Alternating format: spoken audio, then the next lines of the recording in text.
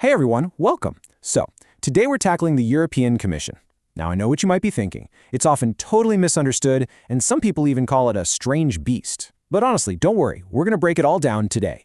Instead of picturing a bunch of politicians in boring suits, I want you to think of the Commission as this massive, highly organized workplace. And if you're a vocational student gearing up for your future job, seeing how this giant team actually works together is going to show you a ton about real-world cooperation and problem solving. Okay, let's dive right in. So, here's our roadmap for this explainer. We'll be covering 4 key points. First up, the engineers of Europe. Second, the team of 27. Then, making the rules work. And finally, small team, big impact. All right, let's get started. Starting off with Section 1, the engineers of Europe, and the actual role of the Commission. Think about any major building project. You absolutely have to have different roles, right? Well, in the European Union, the European Council, which is basically the leaders of the different countries, they're like the architects. They draw up the big blueprints and decide on the grand strategy of what needs to be built. But the European Commission, they are the engineers. They're the workers and artisans who actually get their hands dirty and make the plan work. They take those high-level blueprints and, well, they build the reality. Moving on to Section 2. The Team of 27, also known as the College of Commissioners. Now that number, 27, is definitely not random. There are exactly 27 commissioners simply because there's one person for every single member state in the European Union. So whether a country is massive, like Germany, or much smaller like Malta or Cyprus, everybody gets one seat at the table. It's pretty much the ultimate example of workplace equality and teamwork. Together, this entire group is called the College of Commissioners. Basically, it's a team of 27 leaders, which includes one president who guide the commission for a 5-year term. And get this, the president is actually chosen based on how citizens vote in the European parliamentary elections. So yeah, your vote directly helps decide who runs this massive project. And just like a really good manager in any company, the president assigns specific jobs, like managing agriculture or the economy, to each of the other 26 members on the team. But there's an absolutely crucial point here. Even though each commissioner comes from their own specific country, they swear an oath to uphold the treaties of the European Union, not just the interests of their home countries. Honestly, this is a huge lesson for any workplace. Once you join a team, you work for the success of the whole project, right? Not just your own small group. They literally have to act fairly for all of Europe. All right, Section 3, making the rules work. Let's look at their main functions. So, right about now, you might be asking yourself, how does any of this actually affect my future job? Like, what does high-level European politics really have to do with your vocational training? Whether you're studying to be an electrician, a nurse, or maybe a factory technician? Well, it actually matters a lot. The Commission basically has 3 main jobs. First off, they propose new laws. And they don't just, invent them out of thin air. They actually listen to environmental groups or governments and then suggest common rules for everyone. Second, they manage the EU budget. And third, they make sure the rules are being followed fairly by everyone. Let's look at a really practical example of how this protects you on the job.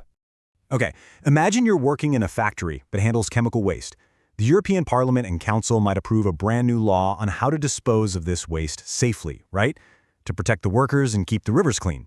Well, the Commission's job is to make sure every single country actually follows that rule in real life. They ensure that a factory in Spain plays by the exact same safety rules as a factory in Estonia. Ultimately, they're making sure your workplace is safe and fair no matter where you happen to live. And that brings us right to their second big job, managing the budget.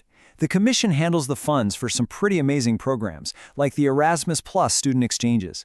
They also manage the money used for retraining workers so they can learn new skills. So if you ever decide to study your trade in another country, or if you get funding to upgrade your vocational skills down the line, it's actually the Commission that's managing that money for you. Which leads us to Section 4, small team, big impact. Let's talk about this vital administration. Now, you might think an organization this powerful has, millions of workers. But 32,000? That is the total staff of the entire Commission. And get this, about 1,200 of those are literally just translators, making sure everyone can communicate across all the different languages. When you look at the big picture, 32,000 people is actually a really small team. To put it in perspective, a single national government ministry for, say, agriculture or education in a country like Poland or Spain could easily have tens of thousands of people working there alone. So, there's this incredible contrast here. You have about 30,000 Commission staff, but they're managing rules for 450 million European citizens. Honestly, how is that even possible? Well, it's because the Commission doesn't do all the heavy lifting themselves. Your national and local ministries are the ones doing the actual on-the-ground work, like inspecting factories and schools. The Commission just acts as the overall manager, checking to make sure those national teams are doing their jobs correctly. To manage all of this smoothly, the staff is organized into what they call Directorate Generals, or DGs for short. But honestly, you can just think of them as ministries. There's the DG for agriculture, one for sustainability, one for industry, you name it. And their whole focus is simply checking that the rules are fair and equal across all 27 countries. So, to bring it all together, the Commission makes sure the rules of the game are fair for absolutely everyone. They represent the European Union itself as a whole. Without them checking that everyone is playing by the same rules, this entire system of 450 million people in 27 countries would probably just fall apart. Like we said earlier, they are the engineers keeping the whole machine running. Which leaves us with this final thought. If managing 27 different countries requires this much teamwork, clear communication, and strict rules, how are you going to apply those exact same skills in your future workplace? Because whether you're managing a small team of mechanics or coordinating a massive construction project, fair rules and cooperation are literally the keys to success. Thanks so much for joining me on this explainer, and I'll catch you next time.